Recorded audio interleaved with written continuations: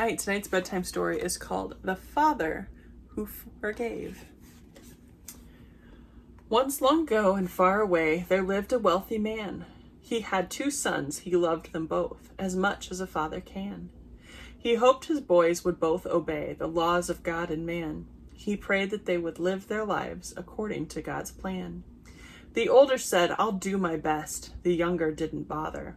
He said, "I hate to live at home." His words upset his father. The son came where the old man stood and stared him in the face. "Please give me half of all you owe. I want to leave this place."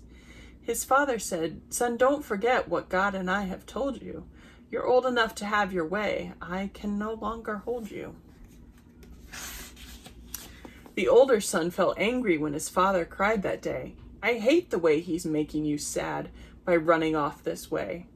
His father, though, just sighed and said, "Although I'm sad, I love him. I pray that you'll forgive him too, that God will watch above him."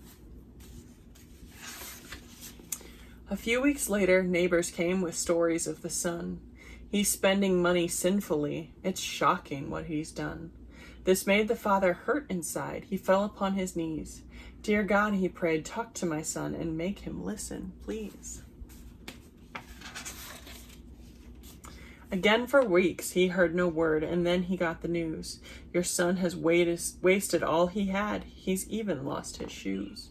He's feeding pigs to earn enough to buy a crust of bread. It looks to us as if your son might just as well be dead." The older brother heard the news and said, "I should be sad, but he's getting what is right for wasting what he had." But once again the father turned to God in prayer and then, "Oh Lord, please send my boy back home to live with us again. I know that what he's done is wrong, but I just can't forget him. If he would want to come back home, then surely I would let him." The older brother saw this love and heard his father's words. He shook his head and said, "I can't believe what I've just heard. He took your money, ran away, and still you think about him? We've proved that we can run this place and get along without him." For weeks the father stood upon his porch each day and night to see if he could see his son come walking into sight. But after watching for an hour, he'd come inside once more. "Perhaps next time," he said, "I'll see what I'm looking for." At last, far off, he saw someone and cried, "I see my son!" He left the porch, went down the steps, and broke into a run. The boy looked tired, dirty, thin. His clothes were badly torn. His shoes were gone, his hair a mess. His face looked old and worn.